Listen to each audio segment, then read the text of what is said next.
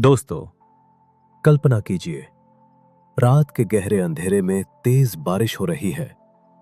बिजलियां आसमान को चीर रही हैं। सड़क पर पानी की धाराएं बह रही हैं। एक युवा औरत, सिर पर कोई छत नहीं, दो छोटे छोटे बच्चों को सीने से चिपकाए भीगती हुई खड़ी है। उसके हाथ खाली हैं, आंखों में आंसू और बारिश का पानी एक हो गया है। पीछे बंद दरवाजे के उस पार उसके सास ससुर बैठे हैं, जो चीख चीख कर कह रहे हैं, तुम हमारे बेटे की मौत की वजह बनी। अब तुम और तुम्हारे बच्चे हमारे ऊपर बोझ हो। निकल जाओ, वरना पुलिस बुलाएंगे। सिर्फ 3 महीने पहले उसका पति इस दुनिया से चला गया था। पूरा परिवार उसे सड़क पर धकेल रहा है। दोस्तों, क्या आप कल्पना कर सकते हैं? एक मां 2 मासूम बच्चों को गोद में लिए बारिश में भीगती हुई, बेघर, बेसहारा। क्या हुआ था उस घर में? क्यों एक मां को अपने बच्चों के साथ इस हालत में निकाल दिया गया? और फिर क्या हुआ कि वही औरत, जिसे सबने कमजोर समझा, पूरे गांव की किस्मत बदल गई। ये कहानी है दर्द की, विश्वासघात की, संघर्ष की, अथक मेहनत की और आखिरकार शानदार जीत की। अगर आप अभी तक स्किप नहीं किया तो यकीन मानिए, अंत तक सुनने के बाद आपकी आंखें नम होंगी और दिल में एक नई ताकत जागेगी। आपका स्वागत है हमारे चैनल में। कहानी शुरू करने से पहले चैनल को सब्सक्राइब जरूर कर लीजिए, ताकि आपको ऐसी ही इमोशनल, रहस्यमयी और दिल छू लेने वाली कहानियां लगातार मिलती रहें। रंगपुर, सपनों और रिवाजों का गांव। उत्तर प्रदेश और पंजाब की सीमा पर बसा छोटा सा गांव रंगपुर। हरे भरे खेत, लहराते सरसों के फूल, आम के बागान, पुरानी कुएं और मिट्टी की खुशबू। सुबह पक्षी चहचहाते, दोपहर में हल चलने की आवाजें, शाम को चरवाहों के गीत और रात को चांदनी में नहाई गलियां। यहां के लोग मेहनती थे, सरल थे, लेकिन रिवाजों के इतने पाबंद कि कभी कभी रिवाज इंसान से ज्यादा मजबूत हो जाते थे। गांव में सुबह होते ही महिलाएं चूल्हे जलाती, पुरुष खेतों की ओर निकल जाते, बच्चे स्कूल जाते या खेतों में मदद करते। त्योहारों पर पूरा गांव एक साथ जुट जाता। होली में रंग, दिवाली में दिए और विवाहों में ढोल लगाड़े। लेकिन विधवा औरतों के लिए रिवाज सख्त थे। उन्हें सफेद कपड़े पहनने पड़ते, श्रृंगार छोड़ना पड़ता और परिवार की जिम्मेदारी से दूर रहना पड़ता। इसी गांव में आंचल शर्मा का विवाह हुआ था। आंचल 26 साल की, लखनऊ विश्वविद्यालय से हिंदी साहित्य में बीए, होशियार, सपनों से भरी लड़की। उसके पिता रमेश शर्मा लखनऊ में सरकारी क्लर्क थे। मां सुशीला देवी घर संभालती थीं। 2 छोटी बहनें, प्रिया और नेहा। परिवार साधारण था, लेकिन आंचल की महत्वाकांक्षा बहुत बड़ी।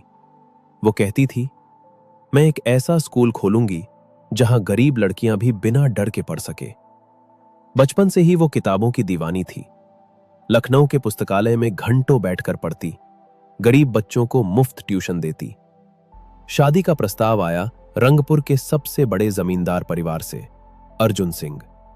अर्जुन 30 साल का, लंबा चौड़ा, मेहनती किसान।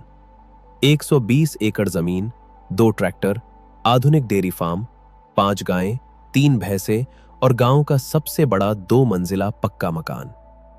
पूरा गांव अर्जुन परिवार का सम्मान करता था।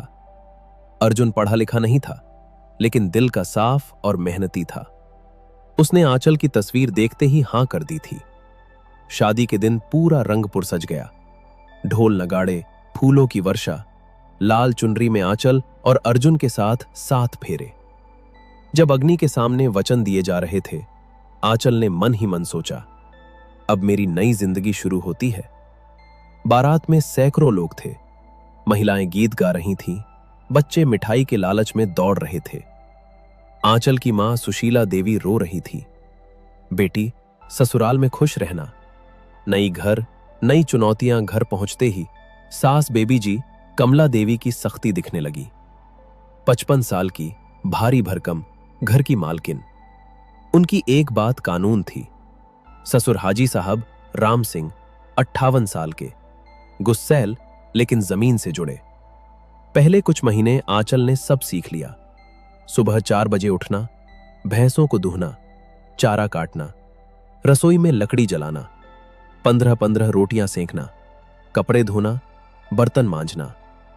अर्जुन उसे बहुत प्यार करता था। शाम को दोनों खेतों में टहलते। अर्जुन कहता, आंचल, तुम शहरी होकर भी कितनी समझदार हो। तुमने मुझे सिखाया कि पैसा कमाने से ज्यादा जिंदगी जीना जरूरी है। वे दोनों सरसों के खेत में बैठकर बातें करते। अर्जुन आंचल को अपनी बचपन की कहानियां सुनाता। वो घातक दिन। एक सुबह अर्जुन ट्रैक्टर लेकर खेत गया। सरसों की फसल कट रही थी। अचानक एक बड़ा सांप ट्रैक्टर के पहिए के नीचे आ गया। अर्जुन ने ट्रैक्टर रोका और सांप को बचाने की कोशिश की। उसी पल ट्रैक्टर का बैलेंस बिगड़ गया।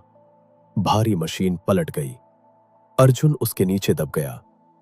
जब गांव वाले पहुंचे तो सब कुछ खत्म हो चुका था। चीख पुकार मच गई।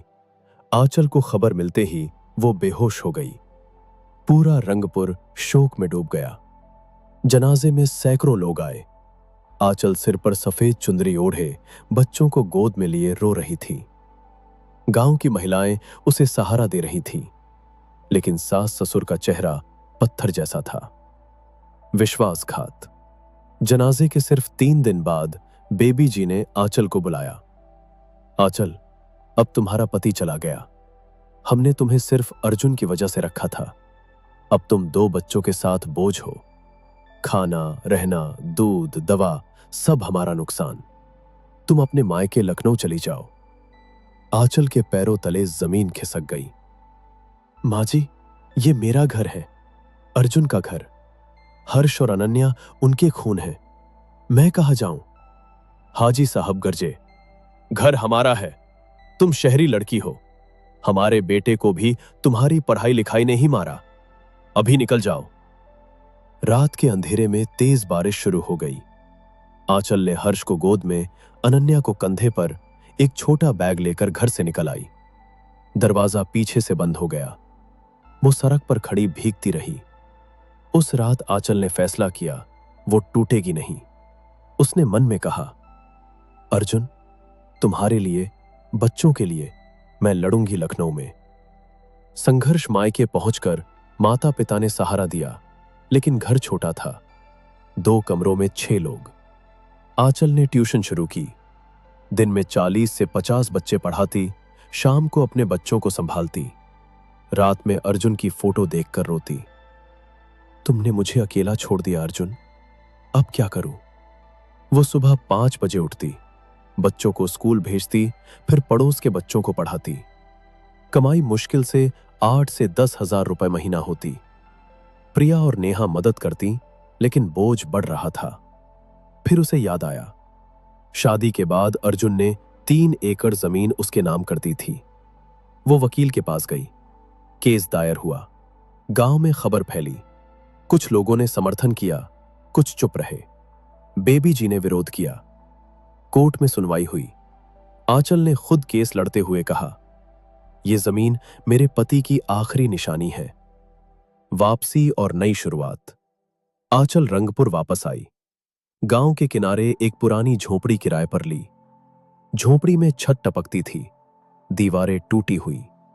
सुबह खेत में काम, दोपहर में ट्यूशन, शाम बच्चों की देखभाल। खुद हल चलाती, बीज बोती, खरपतवार निकालती।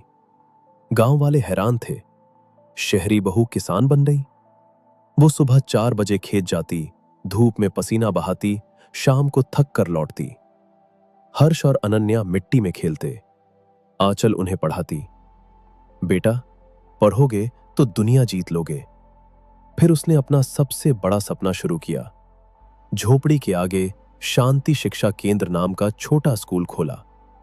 पहले दिन सिर्फ 5 बच्चे आए, 3 लड़कियां, 2 लड़के। आंचल ने उन्हें कहानियां सुनाई, पंचतंत्र, अकबर बीरबल, सुभाष चंद्र बोस। खेल खिलाए, गाने गाए। धीरे धीरे संख्या बढ़ी, 20, 50, 100। आंचल सरकारी योजनाओं का लाभ लेती, मिड डे मील, लड़कियों की स्कॉलरशिप, एनजीओ से किताबें मंगवाती।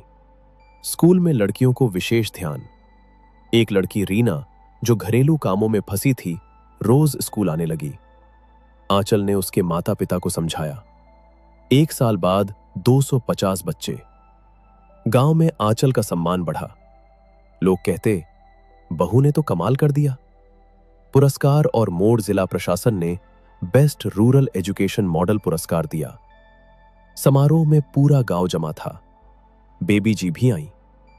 जब आंचल मंच पर आई तो बेबी जी के आंसू बह निकले। समारोह के बाद बेबी जी आंचल के पैरों पर गिर पड़ी। बेटी, हमने बहुत बड़ी गलती की। अर्जुन की आत्मा आज खुश होगी। माफ कर दो हमें। हाजी साहब भी आगे आए। बहू, घर वापस आ जाओ। अब तुम ही इस परिवार की मालकिन हो। आंचल ने उन्हें गले लगाया। माँ जी, पापा जी, माफी की जरूरत नहीं। अर्जुन की याद में हम सब मिलकर आगे बढ़ेंगे। नई शुरुआत। आंचल वापस बड़े घर में आई, लेकिन अब सब कुछ बदल गया था। उसने खेतों में ड्रिप सिंचाई लगाई, डेयरी को आधुनिक बनाया, दूध की ब्रांडिंग शुरू की, रंगपुर फ्रेश मिल्क। स्कूल को और बड़ा किया। अब 400 से ज्यादा बच्चे। हर्ष और अनन्या मां की मदद करते। हर्ष ने कहा, मम्मी, मैं बड़ा होकर डॉक्टर बनूंगा। रंगपुर बदल